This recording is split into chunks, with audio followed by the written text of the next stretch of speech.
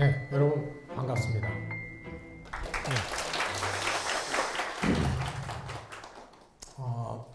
여기서 머지않은 이 홍대 멀지 않죠?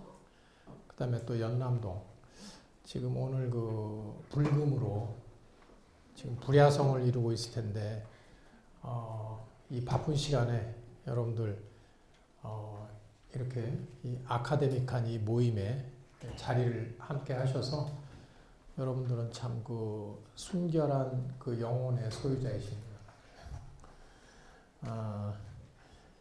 여러분 반갑고요.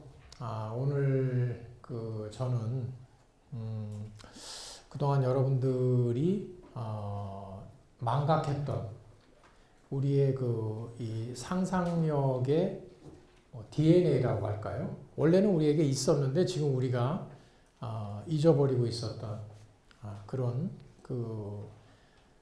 이 신화적인 이미지라든가 또는 이 상상력에 대해서 오늘 좀 그 말씀을 드리려고 합니다.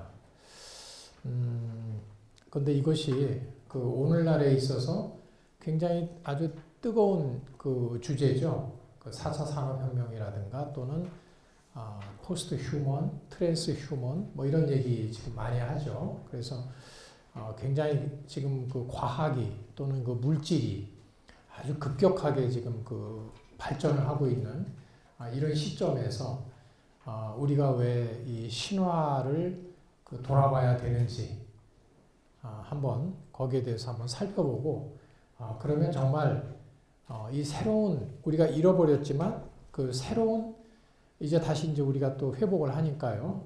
그런 그 새로운 상상력은 과연 어떤 것들일까 하는 점에 대해서 오늘 좀 말씀을 드리겠습니다. 일단은 이게 신화 이야기이기 때문에요. 막 딱딱하거나 이러지가 않아요. 그리고 이미지도 많고 옛날 얘기 듣는 그런 기분으로 들으시면 될 것 같아요.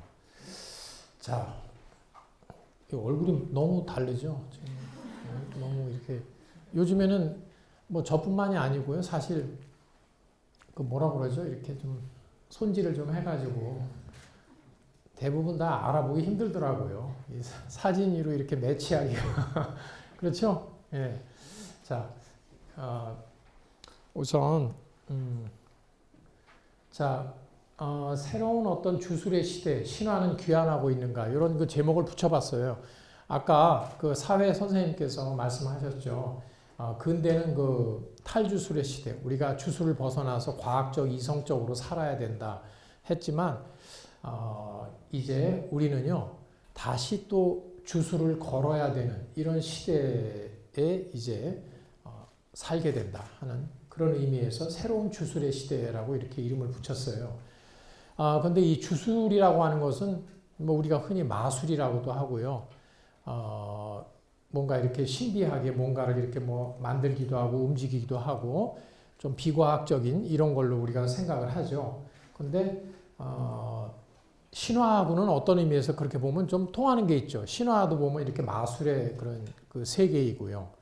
과학적이지는 않죠. 그래서 그런 의미에서 이제 이 새로운 주술의 시대에 신화가 이제 귀환하고 있다 하는 그런 의미로 제목을 붙여봤어요. 자, 그 다음에 지금 우리에게 이제 신화라는 것이 이제 어떤 의미인지 한번 아까 말씀드린다고 했고요.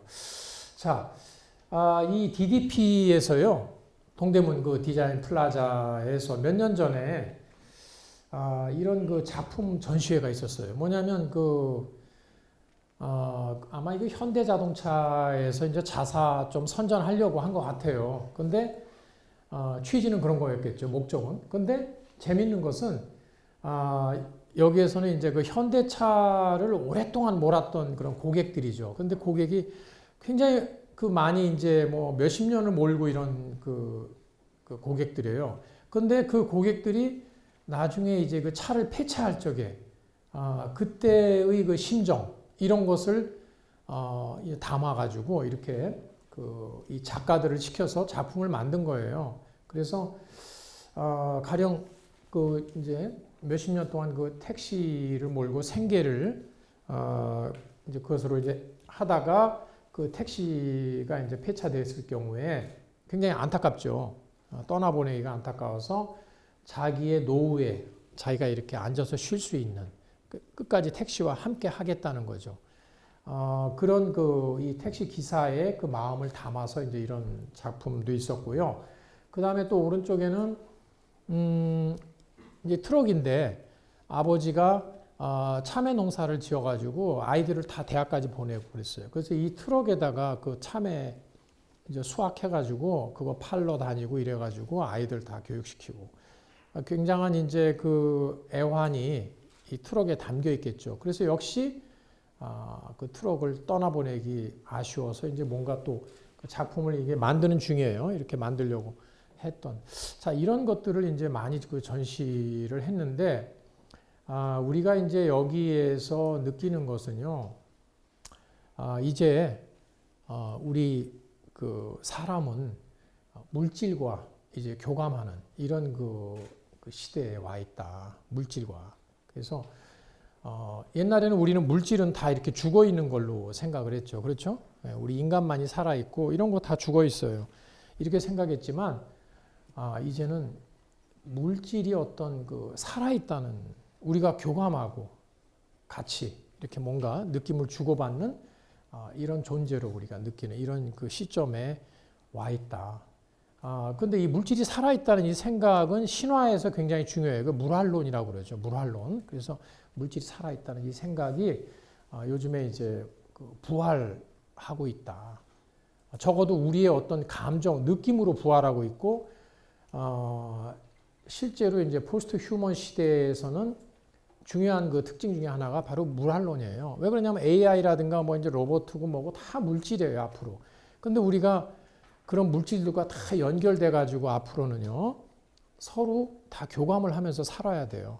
그래서 우리가 이제는 물활론을, 물질이 죽어 있다고 생각하면 안 돼요. 물질이 살아있다고 우리는 생각을 하고 그렇게 또 느낄 수밖에 없는, 물활론이 이제 다시 이제 부상하는.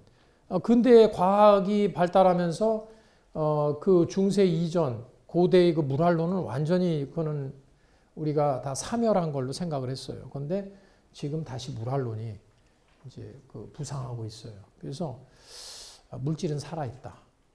네. 뭐 심지어 그런 그 실험도 있어요.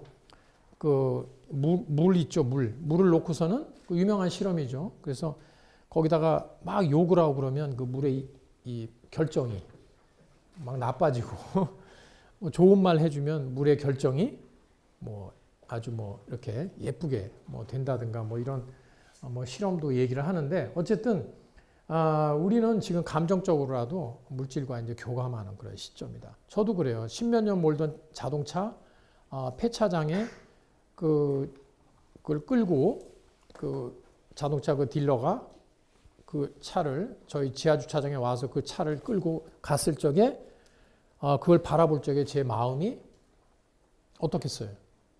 기분이 막 좋을까요? 저 거지 같은 차 이제 없어지고 내일부터 새 차다. 너무 비인간적이죠. 그렇죠? 가슴이 좀 뭔가 좀 짠하지 않겠어요? 그렇죠? 십몇 년 동안 그 가족들 우리 다 실어 나르려고 눈이 오나 비가 오나 그 발이 돼서 그랬던 그 자동차 폐차장에 갈 적에 좀 기분이 좀 슬프잖아요. 그렇죠? 섭섭하고 그런 교감하는 거죠. 그렇죠? 예. 그래서 만약 거기서 교감 안 하고 진짜 막 그러면 너무 비인간적. 근데 우리는 지금 쇳덩어리 그 자동차에 대해서 인간적이냐 비인간적이냐 그런 얘기 하잖아요. 그래서 교감하는 물질과 이런 시대에 왔단 말이죠. 사물, 이 기계와 인간의 교감. 그래서 이제 주술적 감수성.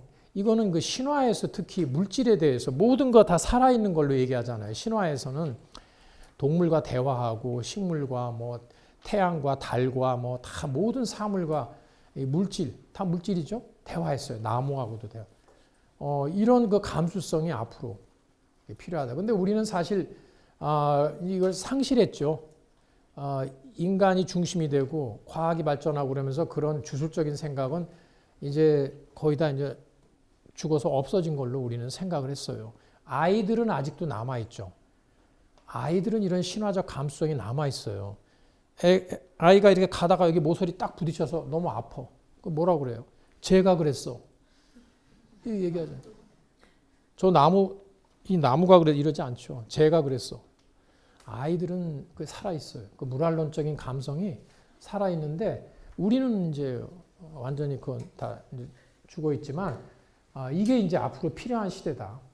그래서 앞으로 탈주술 근대 시기에는 우리가 빨리 이런 거 버리고 과학적인 생각만 해야 돼요. 그래서 주술을 벗어났어야 되는데 앞으로는 새로운 어떤 주술적인 감수성. 뭐 그렇다고 해서 막 무슨 마법 막 이런 거 하라는 얘기가 아니고요. 그런 감수성이 주술적인 어떤 감수성, 물질을 살아있는 것으로 나와 교감하는 것으로 보는 이러한 이 감수성이 필요한 이런 그 시대 그리고 지금 우리가 접어들었다. 자, 이 뛰어난 사람들은요. 그 시대가 올 것을 미리 안다고 그러죠. 이런 걸 뭐라고 그러냐면 선취한다고 그러죠. 미리 알아요. 그렇죠? 가령 베냐민 같은 사람은 뭐 그 오늘날의 이런 그 시대, 뭐 소위 기술 복제 시대, 뭐 이미지의 시대 이걸 선취한 그런 정말 아주 훌륭한 그 지식인으로서 우리가 굉장히 아주 높이 평가하죠. 선취. 자, 이런 이 물질과의 교감, 이 주술적 감수성의 시대 이걸 선취한 사람, 선취해서 그걸 갖다가 활용한 사람 누구냐? 아이고 두 개가 넘어. 자, 그 유명한 스티브 잡스. 스티브 잡스가 뭐라고 그랬냐면 그 애플사의 제품에 대해서 요구한 게 있어요. 세 가지. 우리 제품에는 이게 담겨 있어야 된다. 뭐가 담겨 있어야 돼요? 처음에 뭐가 있냐면 휴머니티. 인간성이 인간의 마음이 담겨 있어야 된다.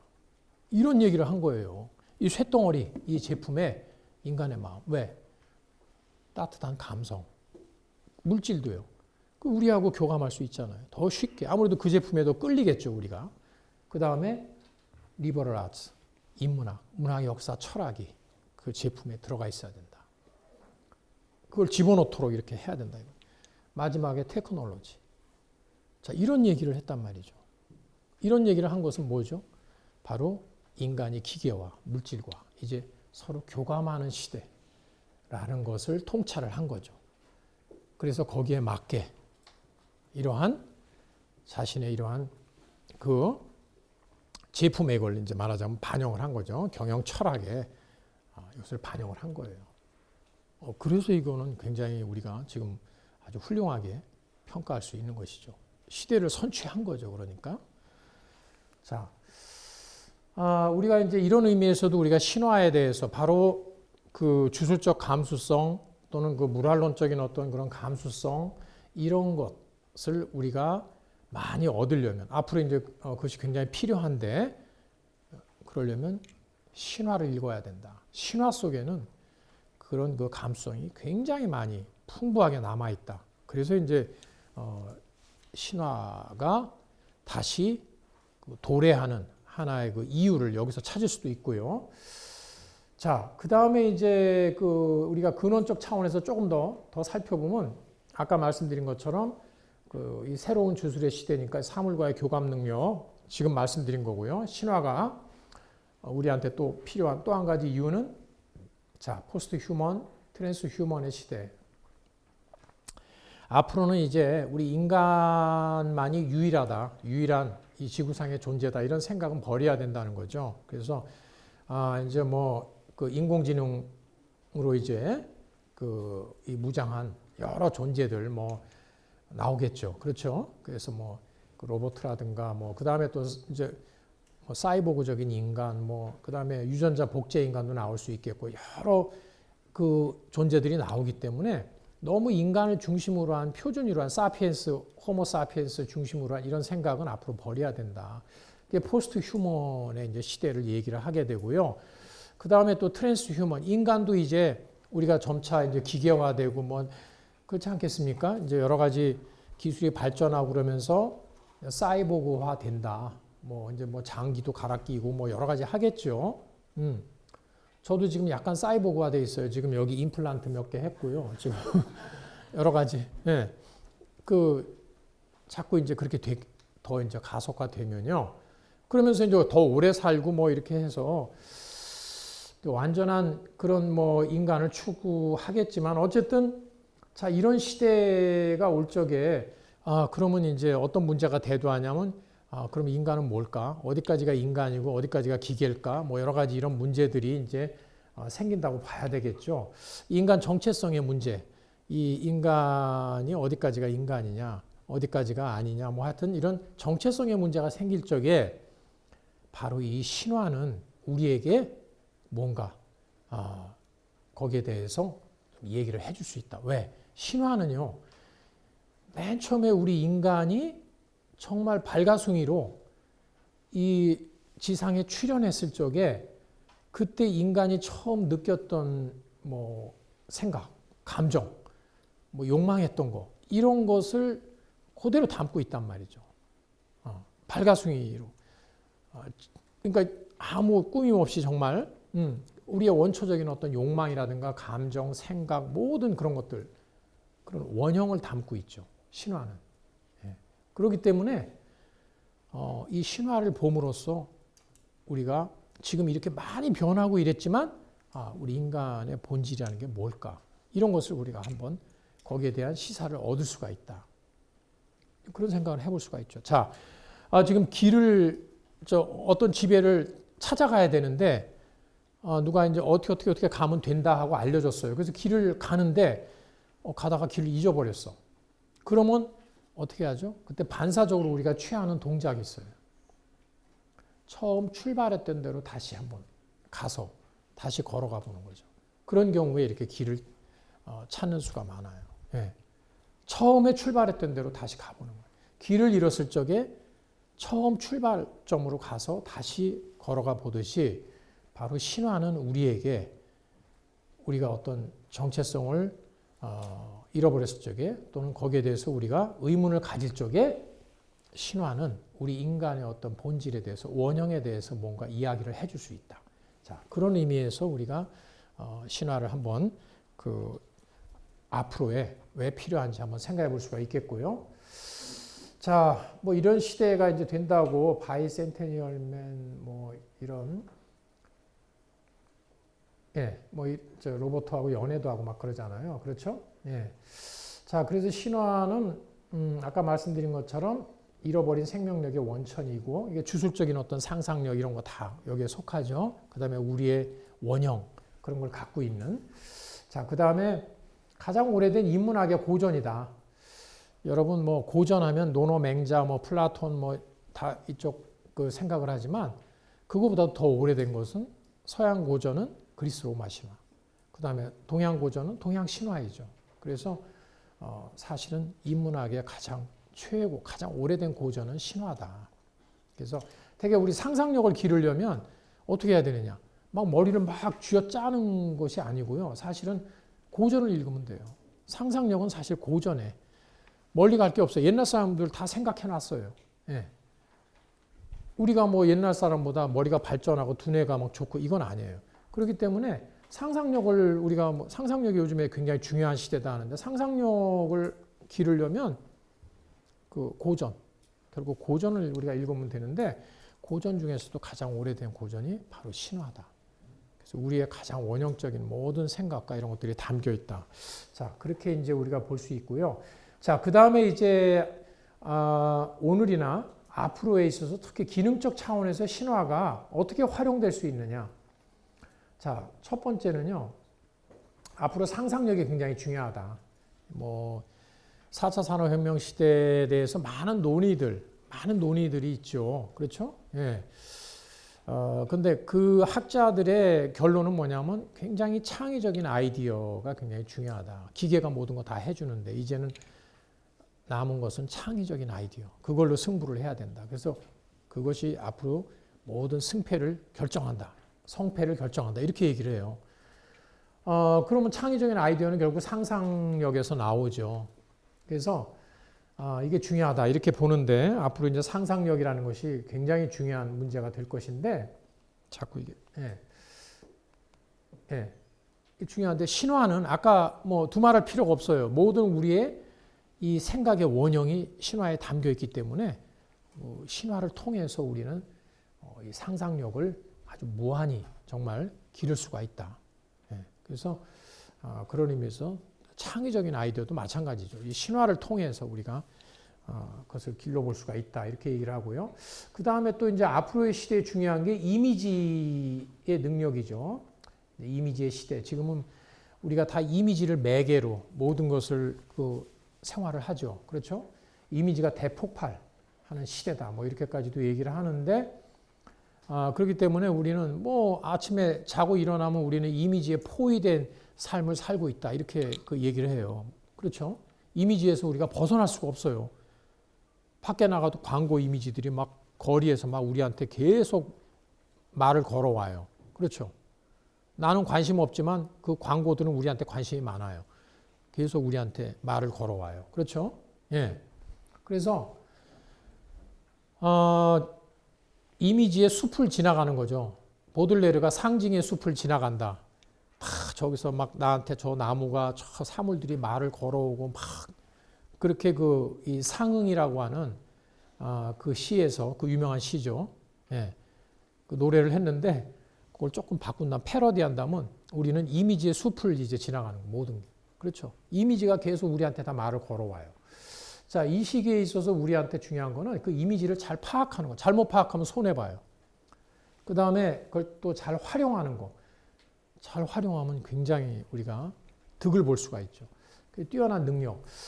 이거 특히 신화 이미지. 인류가 맨 처음 머리에 떠올린 이미지예요. 역시. 그래서 이거는 우리의 잠재의식, 무의식에 각인돼 있어요. 그래서 특히 상상력, 신화적 상상력이나 이미지는 함께 같이 가죠.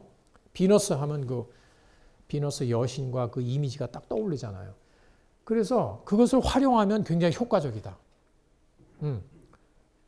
이런 상품 브랜드라든가 이런 걸로 이미지를, 특히 신화적 이미지를 활용하면 어떤 효과가 있느냐.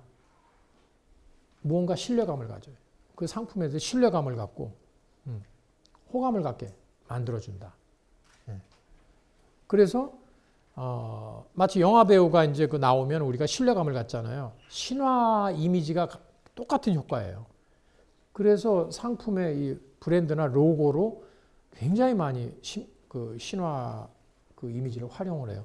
지금 뭐 스타벅스 커피숍에 있는 것도 누구죠? 사이렌. 그 뱃사람 유혹해서 빠져 죽게 하는 하고 그 다음에 뭐 여성 의류 이런 데도 이런 이미지 그 외에도 뭐 굉장히 많아요. 여러분들 뭐 기억나는 거 혹시 한번 또 뭐가 있어요? 어떤 이미지? 신화 이미지 활용한 거. 그렇죠. 그 화장품 그거 바르면 여신처럼 될 것 같아요. 또 뭐가 있습니까? 바카스 그거 마셨더니 기운이 막 그렇죠? 또 뭐가 있습니까? 네? 그렇죠? 뭐 굉장히 많아요. 여러분 그 신화 이미지 활용. 근데 대부분 다 서양 신화예요. 동양 신화는 없어요. 그렇죠? 예. 자, 그 다음에 이제 또 하나는 이제 이 스토리의 시대다. 이 스토리가 너무나 뭐 앞으로 그는 이제 이 스토리텔링이 너무나 이제 중요하다. 모든 걸 지배한다. 뭐 이렇게까지도 얘기해요. 그렇죠? 옌센이라고 하는 사람이 쓴 그 드림 소사이어티라는 책을 보면 앞으로는 뭐 스토리가 모든 거를 다 지배한다. 그 사피엔스의 그 저자 유발 하라리도 이 스토리에 주목. 인류가 결국은 다른 동물과 구분돼서 이제까지 이렇게 협력을 하고 하게 된 건 다 스토리 만들어서 그 허구의 스토리 이거 만들었기 때문에 이렇게 된 거다. 이 스토리 너무 중요하죠. 이 스토리텔링의 능력 특히 이제 오늘날에 있는 문화 산업에서 이건 뭐 이 스토리텔링 너무나 중요하죠. 근데 여기서도요. 이 오래된 이야기일수록 이게 검증돼 있어요. 오래된 이야기는 수백 년, 수천 년 내려오면서 재미없는 요소는 다 빠졌어요. 그리고 재미있는 것만 남아있는 거예요. 그런 이야기 구조와 모티프가. 그래서 성공 확률이 높아요. 반지의 제왕 게르만 신화를 각색한 거예요. 그렇죠? 그 반지 이야기. 그 다음에 해리포터. 해리포터는 뭐예요? 조안 롤링이 혼자 창작한 거예요? 아니에요. 뭡니까? 켈트 신화. 켈트 신화의 마법 이야기. 이걸 바탕으로. 그 다음에 또 뭐가 있어요? 대개 이런 성공한 이런 그 문화산업 또 이런 그 사례들 보면 자기네 나라의 전통적인 이야기를 가지고 해야지 성공 확률이 높아요. 대개 정체성이 있어야 돼. 이것도요. 괜히 우리나라에서 뜬금없이 막 무슨 막 기사 이야기 막 이런 거 하고 그러면요. 몰라요. 우리나라의 일부 그 판타지 그 애호가들한테는 읽힐지 모르지만 전 세계적으로는 승산이 없어요. 그래서 뭔가 우리도 이 정체성 있는 우리의 어떤 이 판타지 이거를 좀 생각을 해봐야 돼요. 자, 일본은 뭐가 있어요? 일본에서는 대표적인 일본의 그 판타지는 뭐냐면 요괴 이야기예요. 일본의 모든 만화, 영화 이런 데 보면 요괴가 배경으로 깔려 있어요. 요괴 이야기가 주류예요. 일본은 요괴. 그래서 여러분들 우리 학교에서 뭐 누가 저 갔더니 화장실에 갔더니 달걀 귀신이 있다든가 저 소풍 가려고 그러면 꼭 비 온다든가 알고 봤더니 소사 아저씨가 뱀을 죽였더니 그 다음부터 소풍 가려고 하면 이런 얘기는 다 일본 요괴 이야기가 우리나라에 들어온 거예요. 도깨비도 그렇고 그래서 일본의 문화 산업이 얼마나 대단해요. 그렇죠. 일본에 여기 지금 예를 들으려고 했는데 빠졌나 봐요. 나중에 다시. 자, 그래서 하여튼 이런 그 스토리텔링 하는 데 있어서도 역시 신화는 가장 오래 살아남은 이야기예요. 그래서 우리를 감동시키는 이야기 요소와 구조가 살아남아 있어요. 그래서 신화를 잘 알면 스토리텔링을 잘 할 수 있다. 그래서 자, 지금 여기 예를 든 상상력, 이미지, 스토리 이 세 가지는 앞으로 우리가 살아가는데 굉장히 필요한 중요한 능력들인데 이 세 가지를 잘 하려면 신화를 알면 된다. 신화에 다 이 세 가지가 담겨 있다. 자, 그래서 이제 그 신화에 대해서 우리가 지금 왜 필요한지 이제 결국 그 당위성을 우리가 한번 살펴봤는데요. 그래서 그런지 이제 벌써 이제 서양에서는 이 신화에 굉장히 주목을 했어요. 그래서 신화가 귀환했다. 자, 프랑스의 그 질베르 듀랑이라고 하는 분이 신화가 돌아오고 있다. 자, 이런 그 유명한 얘기를 했죠. 신화의 귀환. 그래서 근대 시기 인간이 중심이 되고 또 이제 기술이 발달하고 했던 이런 시기는 그 프로메테우스가 인간을 위해서 불을 갖다 주고 또 그때 이제 그 불을 통해서 우리가 이제 모든 걸 만들어내고 그랬잖아요. 그래서 프로메테우스의 시대라고 이렇게 명명을 했고요. 그 다음에 이제 오늘날이라든가 또 그 이후에 여러 가지 이제 막 상업하고 교역하고 전 세계가 이제 글로벌하게 왔다 갔다 하고 하는 이런 그 상황, 여행을 하고 또 교역을 하고 하는 이런 시기. 그 상업의 신이 이제 헤르메스죠. 헤르메스가 뭐 전령이기도 하고 신들의 전령이고 굉장히 바쁘잖아요. 근데 헤르메스의 시대 이런 그 신화를 빌려서 이 시대를 이렇게 특징적으로 이렇게 묘사를 했어요. 자, 신화가 이제 귀환했다고 하는데 과연 그 모든 신화가 귀환했느냐? 그건 아니죠. 이 신화의 세계도 사실은 평등하지가 않다. 안타깝게도요. 또 상상력의 세계도 평등하지가 않다. 여러분들 상상력은 다 평등할 것 같죠? 누구나 상상력은 다 할 수 있잖아요. 감옥소에서도 죄수도 자기 나름대로 상상하는 거 누가 말리지 못하죠. 그렇죠?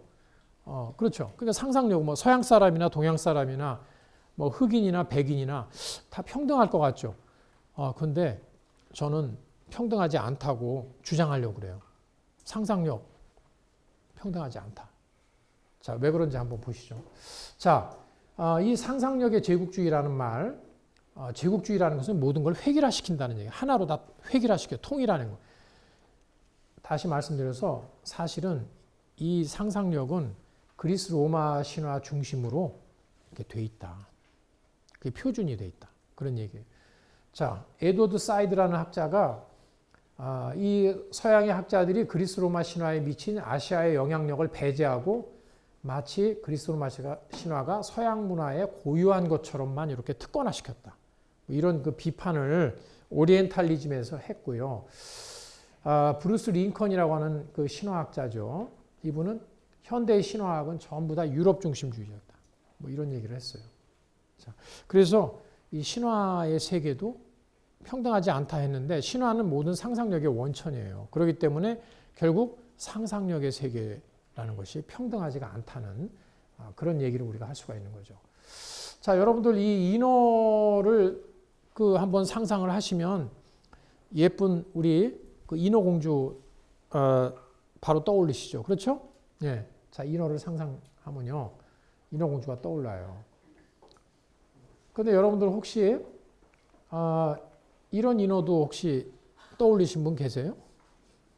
이게 엉뚱한 인어 아저씨 떠올리신 분 혹시? 그러면 저 그분한테 절을 할 거예요. 대단한 상상력. 유감스럽게도 대부분 인어를 상상하라고 하면 다 예쁜 인어공주 상상하지 이 엉뚱한 이 중년의 인어 아저씨 상상하는 분은 아무도 없어요. 왜 그럴까요? 바로 우리의 상상력은 자유롭지가 않다는 거죠. 표준이 있다. 표준이 있다는 건 자유롭지 않은 거예요. 우리가 어렸을 적에 안데센 동화, 그리스 로마 신화에 너무 탐닉했기 때문에 우리의 상상력에는 이미 어렸을 적에 여러분들 유치원 때부터 초등학교 때부터 벌써 표준이 잡혀 있어요. 인어 하면 인어공주. 표준이 돼 있는 거예요. 그래서 다른 것도 마찬가지예요. 그래서 인어 아저씨를 떠올리는 사람은 거의 없어요. 다 인어하면 인어공주 무조건 생각해요. 그러니까 상상력이 자유롭지 못한 거죠. 어떤 제약을 받는 거죠. 자, 표준이 있다는 건 제약을 받는. 그래서 상상력도 결국은 문화와 그 풍토, 여러 가지 교육 환경에 의해서 제약이 있다. 자유롭지 않다. 이것을 우리가 생각해야 됩니다. 자, 인어 아저씨의 이런 모습. 동양에서는 이렇게 그 인어 아저씨가 대표 이미지로 나와요. 그래서 이런 인어 아저씨가 되게 이 스토리가 있어요. 인어 아저씨 경우도. 그래서 아주 한문이로 되어 있어요. 몇백 년 전에 한문이로. 그걸 제가 이제 번역을 해서 이제 그 이야기 동양신화 책에다가 제가 그걸 이제 썼는데, 그래서 지금은 이제 많이 알려졌어요. 뭐냐면 인어 아저씨 바닷속에서 열심히 비단을 짜요. 이 나이가 중년이잖아요.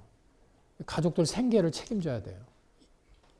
인어공주 젊고 예쁘고 막 연애하고 놀러 다닐 나이지만 인어 아저씨는요 지금 중년이라 아이들 대학도 보내야 되고 지금 여러 가지 가족들 생계 책임져야 되는데요. 그래서 열심히 비단을 짜요. 가족들하고. 그러면 그걸 나중에 육지로 팔러 다녀요. 이 아저씨가. 그래가지고 육지로 나가서 막 팔잖아요. 다 팔면 이제 가족들이 있는 대로 다시 가야 되잖아요. 그러면 자기가 며칠 동안 그 묵었던 그 여관 집 주인한테 숙박비를 지불해야 되잖아요. 그러면 인어 아저씨가 그 주인 아저씨한테 뭐라고 하냐면 그릇을 하나 달라고 그래요. 그릇. 그래서 주인 아저씨가 그릇을 갖다 주잖아요. 그러면 그릇을 놓고 막 울어요. 그러면 눈물이 진주가 돼서 떨어져요. 그러면 그걸로 숙박비를 지불하고 다시 자기 집으로 간다. 이렇게 써 있어요. 이게 몇백 년 전에 이 글이에요. 그렇게 써 있거든요. 좀 엉뚱하죠. 어떤 분들은 질문해요. 아니 그 진주 가지고 뭐 생계를 해결하면 되지 뭐 무슨 숙박비 지불하고 뭐 이렇게 복잡하게 막 이러냐고. 근데 이 신화는 좀 황당하잖아요. 원래 그렇죠. 그래서 인어 아저씨 하여튼 그런 스토리예요. 근데 이 이야기가 이제 지금은 이걸 또 활용한 분들도 생겼어요. 그래서 지금 그 뭐죠? 그 무슨 전설 그게 뭐였더라? 전지현 씨가 나온 푸른 바다의 전설에서 보면 거기에 어떻게 해요? 그 인어 아가씨 그 전지현 그 씨가 이제 어떻게 해요? 그 막 눈물을 흘려가지고 자기 애인 그 이민호한테 막 이렇게 진주를 갖다 주잖아요. 만들어서 이런 그 스토리도 이제 생기고요. 그 다음에 또 이제 그 싸이의 강남스타일 그 CD 보면 거기에 로고를 인어 아저씨로 해놨어요. 자, 인어 공주는 우리가 너무 이제는 그 식상이에요. 앞으로 우리가 이미지를 활용한다든가 이런 상상력 할 적에 자, 상상력과 이미지 스토리의 능력이 굉장히 중요하다고 그러는데 앞으로. 그런데 지금까지 우리가 알고 있는 것처럼 그냥 인어 공주의 상상력과 그런 이미지와 스토리만 그런 진부한 그것만 가지고 있는 사람하고 이 엉뚱한 인어 아저씨의 이런 상상력과 이미지 이런 스토리 이런 것까지 활용할 줄 아는 사람하고 누가 앞으로 더 기발한 상상력과 이미지 그런 스토리 능력을 발휘할 수 있겠어요? 당연히 이 후자이죠. 우리 상상력의 이 폭을 이 넓이를 훨씬 더 우리가 확장할 수가 있어요. 이 동양 신화를 가지고요. 자, 이 우리가 결국 상상력이 획일화되는 것을 우리가 막아야 된다. 앞으로 시대에 특히 상상력이 중요하다고 그러는데 그 획일화되는 걸 막으려면 차이의 상상력, 차이의 신화학 이걸 생각해야 된다. 자, 또 한 가지 우리 이 차이를 생각해 봐요. 이 상상력은요, 여러분들 이 풍토가 굉장히 중요해요. 서양에서 생긴 서양 신화, 그리스 로마 신화의 그 상상력과 이 동양이라는 풍토 여기서 생긴 또 이 상상력 이게 같을 수는 없어요. 풍토에 따라 영향을 받는다. 그래서 이 풍토가 중요한데 자 이거 한번 보세요. 그래서 항상 우리가 그 획일화된 아까도 얘기했지만 그건 표준 안데센 동화 그리스 신화의 어떤 표준의 그 상상력에 갇혀 있으면 안 된다는 거죠. 그래서 자, 차이의 상상력 이거 한번 또 보세요. 차이의 신화. 그래서 이 미노타우로스 그림이에요. 벽화 그림이고요. 여기는 고구려 고분 벽화예요. 자, 이 두 가지 그림을 보면 공통점과 차이점이 있어요. 공통점은 뭐죠? 똑같이 소머리를 한 사람이에요. 이거 똑같아요. 소머리를 한 사람. 그런데 여기서는 천덕꾸러기. 사람 잡아먹잖아요. 미노타우로스 괴물이에요. 그래서 아테네 영웅 테세우스가 때려 죽이는 장면이에요. 그런데 고구려 고분 벽화의 이 소머리를 한 사람은 누구냐면 염제 신농씨라고 그래서 농업의 신이에요. 그리고 의학의 신이에요. 그래서 지금 한 손에는 벼이삭, 한 손에는 약초를 들고 사람들 찾아가는 거예요. 도와주려고. 고구려에서 이 신을 너무 좋아해가지고 몇 번이나 이게 나와요. 이 그림이. 자, 이 차이. 한쪽에서는 똑같이 반인반수, 소머리를 한 사람인데 한쪽에서는 괴물, 식인 괴물이에요. 이것도. 그리고 한쪽에서는 자비로운 신, 훌륭한 신. 그래서 사랑받아요. 이 차이가 어디서 나와요? 자, 그리스 시대는 인간이 표준이에요. 인간이 중심. 그렇죠? 철학이 발생하고 인간이 중심이에요. 그렇기 때문에 아주 훌륭한 신, 완벽한 신들은 다 완전한 인간의 모습으로 그려지죠. 그렇기 때문에 그리스 신화에서 신들 보세요. 남자나 여자나 다 미나 미녀죠. 그러나 그 인간이 표준인데 거기에 인간보다 못하다고 열등한 동물이 섞이면 어떻게 돼요? 이건 다 괴물이에요. 그래서 서양 신화에서 반인반수는 다 흉악한 괴물들이에요. 여러분들 그리스 신화에서 반인반수 치고 좀 제대로 된 거 봤어요? 다 나쁜 사악한 메두사, 뭐 스핑크스 다 그래요. 자, 그런데 동양에서는 어때요? 동양에서는 자연을 숭배하고 동물성을 굉장히 긍정적으로 생각을 했어요. 동물을. 그래서 인간은 자연과 함께 하나가 될 때 가장 완전해요. 그래서 인간과 동물이 하나가 된 모습, 이거는 곧 인간과 자연. 동물성은 이 자연을 대표해요. 인간과 동물이 하나가 된 이 모습은 인간과 자연이 하나가 된 모습으로서 가장 완전한 신들의 모습도 되게 이렇게 반인반수의 모습으로 그려진단 말이죠. 자, 이렇게 차이가 있는 게 현격한 차이예요. 그런데 우리가 이것을 한쪽을 표준으로 해서 가령 이 반인반수는 괴물이야. 우리는 지금 그런 생각에 지금 일반적이에요. 보편적이에요. 반인반수는 다 괴물로 우리는 생각을 해요. 그 생각을 가지고 만약 이 고구려 고분 벽화를 보면 어떻게 되겠어요? 저게 무슨 괴물이야? 이렇게 생각하죠.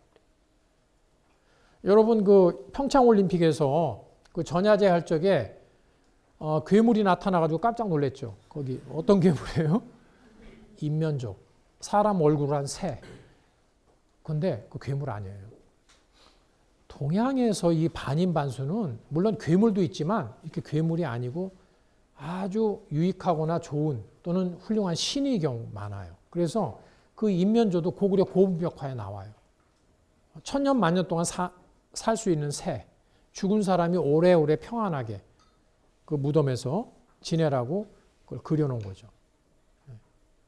반인반수에 대한 편견, 이거는 너무나 인간을 표준으로 하는 생각, 동물이라든가 자연, 이것을 인간보다 하위에 두는 이런 생각에서 나온 거라는 거죠. 그래서 우리가 벌써 이런 걸 통해서도 특정한 어떤 신화를 표준으로 해서 이렇게 생각하면 안 된다 하는 걸 알 수가 있고요. 자, 그래서 우리가 여기서 이 우리의 상상력을 보다 더 확대하고 풍부하게 하려면 이 동양 신화가 꼭 귀환을 해야 된다. 그래서 차이성을 인정하면서 또 같이 한대. 그렇다고 해서 서양 신화, 그리스 로마 신화는 안 돼. 뭐 이런 그 편협한 그런 생각은 또 곤란하죠. 그렇죠? 지금의 뭐 그런 생각했다가는 살아남지 못하죠. 글로벌 시대에.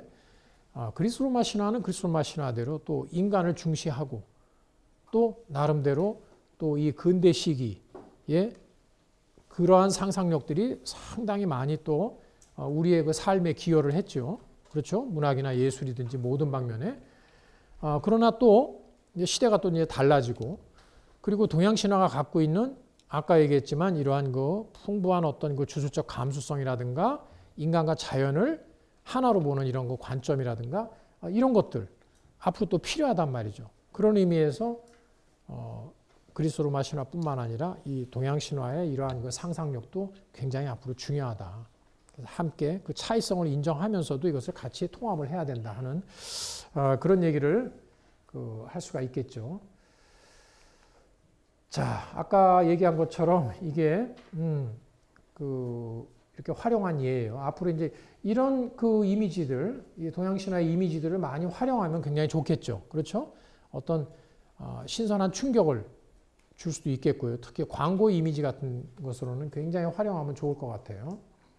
자, 그 다음에 아까 일본 그 문화산업 얘기를 했지만 일본은 아까 무슨 판타지가 그 주류라고 그랬어요? 요괴. 그래요. 그래서 가장 성공적인 작품, 그렇게 해서 만든 가장 성공적인 게 그 유명한 애니메이션 센과 치히로의 행방불명이죠. 그렇죠? 자, 근데 이 사람들이 여기서 그러면 센과 치히로 행방불명 보면 여기 뭐 이 온천장에 온갖 요괴들이 다 막 모여들죠. 그렇죠? 요괴들 모여들어요. 여기 개구리 요괴 뭐 그렇죠? 개구리 요괴도 있고요. 여러 요괴들이 막 모여들어요. 여기 얼굴이 없는 요괴, 가오나시도 있고 요괴들이 다 모여들고 그래요. 그러면 이런 요괴들 이런 이야기들이 그냥 컴퓨터 그래픽으로 아무렇게나 그냥 대충 이렇게 이상하게 만들었을까? 그렇지 않아요. 그렇게 만들면 그건 성공할 확률이 높지가 않아요. 우리의 잠재의식 속에 있는 전통에서 끌어와야 돼요. 그랬을 적에 더 사람들을 감동시킬 수 있고 성공할 확률이 높다. 왜? 우리 잠재의식, 무의식에 있는 것을 건드리니까 우리가 더 쉽게 재미도 느끼고 감동할 수 있어요. 자, 그래서 이 성공하게 된 그런 요인을 한번 살펴보죠. 자, 어떻게 했느냐? 전통을 어떻게 활용했느냐? 이 센과 치히로의 행방불명을 가지고 지금 예를 들어보는 거예요. 보면 이런 요괴들이 나오죠. 자, 이 요괴들의 정체가 뭐냐? 몇백 년 전에 이미 에도 시대 때의 요괴들의 그림이 있어요. 이거를 백귀야행이라. 모든 요괴들이 한밤중에 막 시내를 활보하는 이런 그림을 그린 게 있어요. 모든 요괴들 막 요괴잖아요. 다 여기 요괴들이 막 활보를 하잖아요. 근데 여기에 보면 개구리 요괴. 여기 보이시죠? 개구리 요괴 나오죠. 그 다음에 여기 가오나시. 다 이렇게 지금 이 요괴들의 캐릭터를 원래 원천 소스가 있어요. 거기에서 이렇게 가지고 온 거예요. 그러면 자, 몇백 년 전에요.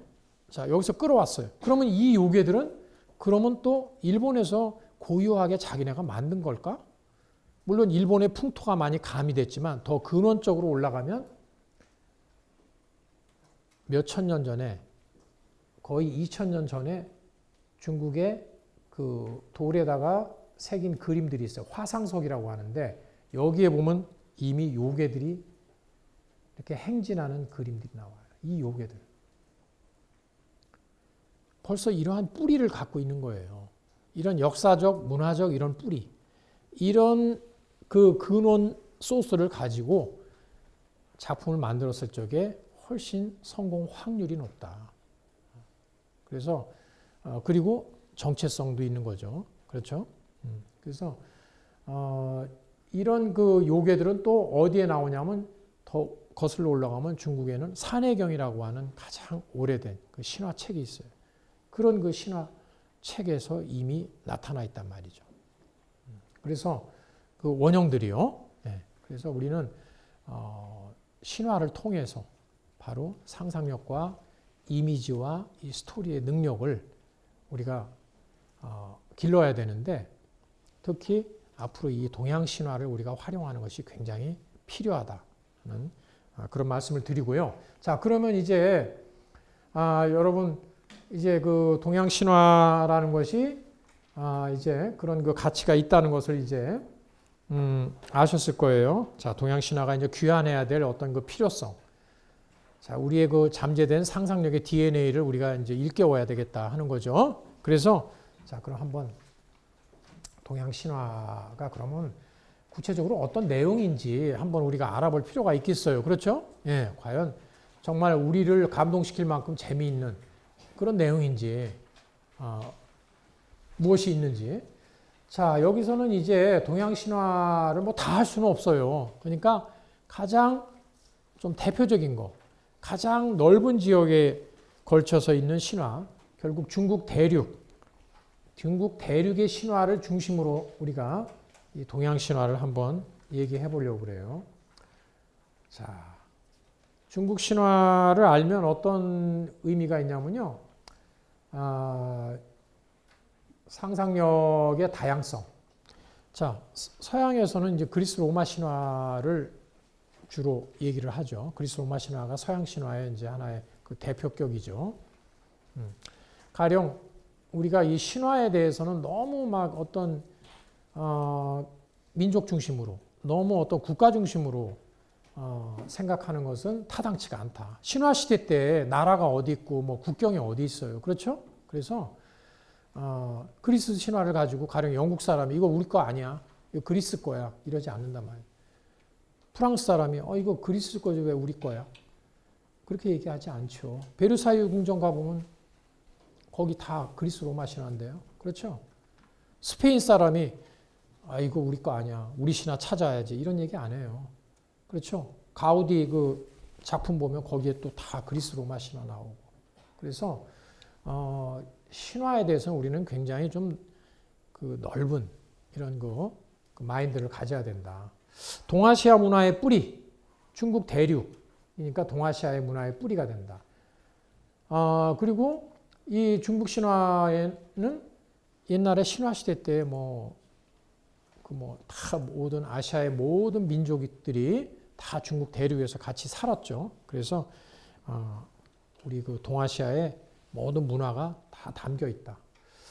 자, 그 다음에 또 이제 그리스 로마 신화가 이제 결국 서양 문화의 하나의 중심인데 거기에 대해서 우리가 또 이 세계 문화를 아까 얘기한 것처럼 그리스 로마 신화 중심으로 우리가 세계 문화를 읽는 것에 대해서 이 중국 신화를 통해서 또 세계 문화를 좀 달리 바라볼 수도 있다.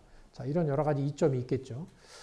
자, 그 다음에 중국 신화는 이렇게 크게 세 가지 계통으로 나눠진다. 이 동쪽에는 동이계 신화, 서쪽에는 화하계 신화, 남쪽에는 묘만계 신화, 뭐 이렇게 크게 세 가지로 나눠진다는 거. 우리나라는 이 동이계 신화하고 굉장히 깊은 관련이 있어요. 그래서 뭐 단군 신화라든가 고구려 주몽 신화 이런 데는 이 중국 신화하고 많이 겹쳐 있어요. 자, 그 다음에 이제 이렇게 이제 볼 수가 있겠고요. 이 각 신화의 중요한 신들이죠. 중국은 워낙 넓으니까 한 가지 계통이 아니란 말이죠. 자, 중국 신화의 원전 이 산해경이라고 하는 이 책이 굉장히 중요하다. 이 책에 중국 신화가 가장 많이 담겨 있다. 그리고 이 책은 중국뿐만 아니라 이 동아시아 문화의 원천이다. 우리나라와 관련된 그런 그 내용들도 굉장히 많이 있고 또 중국 주변에 있는 다른 나라들의 그 문화에 대해서도 많이 담겨 있단 말이죠. 굉장히 중요한 책으로 이렇게 보고요. 자, 그러면 이 중국 신화의 그 상상, 그 세계가 어떤지 한번 이렇게. 우선 우리가 뭔가를 우리가 생각할 적에 어떻게 그 상상을 하겠는가? 자, 이 뭐 초자연적 존재에 대해서 생각해 볼 수 있고 사물에 대해서 인간에 대해서 뭐 여러 가지 생각해 볼 수 있을 거예요. 그래서 이렇게 좀 복잡하게 분류를 해볼 수가 있을 것 같아요. 자, 초자연적인 존재, 뭐 우리 상상 속에 그럼 뭐 상위적인 거, 하위적인 거 뭐 이렇게 나눠지겠죠. 뭐 이런 거 한번 생각해 보고요. 자, 그 중에서 이제 창조신을 얘기를 한다. 그러면 우리 이 중국 이 동양 신화에서는 가령 반고라고 하는 엄청난 거인이 옛날에 이렇게 혼돈 상태에서 이렇게 태어났어요. 그러다가 혼자 살다가 몇만 년 살다가 아무도 없어요. 이 거인 혼자. 그러다가 갑자기 죽어요. 그러더니 몸이 이렇게 막 다 나눠져요. 그래서 두 눈은 하늘로 올라가서 해와 달이 되고 그 다음에 여기 뭐 살은 흙이 되고 이 털 같은 것은 나무나 풀이 되고 뭐 피 이런 것은 강물이나 호수, 뼈 이런 것은 금속이나 뭐 돌 이렇게 됐다는 거죠. 거인의 몸이 분해돼서 이렇게 됐다. 인간과 자연을 동일시하는 관념 이런 것들이 여기에 이미 보여요. 자연 속에 살았기 때문에 원시인들이 인간과 자연을 하나로 봤던 관념. 이 관념이 지금까지 중국의 우리 동양의 사상의 밑바탕이에요. 천인합일, 인간과 자연은 하나다. 하나가 돼야 된다. 이거를 천인합일이라고 그래요. 이런 생각. 그래서 이런 생각 때문에 거기에서 나온 게 한의학이에요. 한의학에서는 인체를 자연하고 같은 구조로 봐요. 상동구조. 그래서 허준의 동의보감을 보면 우리의 오장육부는 다 자연의 기운이 들어와 생긴 거다. 내 핏줄은 뭐예요? 저기 시냇물이 흐르는 것처럼 우리 몸에는 이 핏줄이 있고 그 다음에 간은 저 푸른 숲의 기운이 들어와서 간이 생겼고 위장은 누런 흙의 기운이 들어와 생겼다. 뭐 이렇게 얘기를 해요. 자연과 인간을 서로 상동관계로 보는 거. 이런 게 바로 이 신화에서 나왔어요. 신화는 그 생각, 모든 생각 그 사유와 문화의 원천이죠. 그 다음에 이제 그럼 인간은 어떻게 만들었을까? 여화라고 하는 여신이, 이 여신이요, 흙을 가지고 이렇게 사람을 반죽해가지고 만들었다. 이거 비슷해요. 흙으로 사람 만든다는 건 전 세계 신화가 공통이에요. 그래서 이 여화라는 여신이 이렇게 흙으로 사람 만들었다. 뭐 이런 얘기라든가, 이런 것들이 있고, 그 다음에 이제 초자연적 존재 중에서는 또 자연신이 있죠. 자연 현상을 다 신격화했잖아요. 달의 여신, 항아라고 하는 달의 여신이 있어요. 항아. 그래서 달의 여신이죠. 그 다음에 여기 또 누가 있냐면 강물의 신, 황하, 강의 신이죠. 하백. 하백이 지금 이렇게 강물 속에서 행차하는 모습이에요. 이렇게. 하백의 수레를 지금 누가 끌어요? 강의 신이니까 그 모시고 다니는 신하들은 전부 다 물고기예요. 그래서 지금 이렇게 물고기들이 전부 다 이렇게 호위하고 말이죠.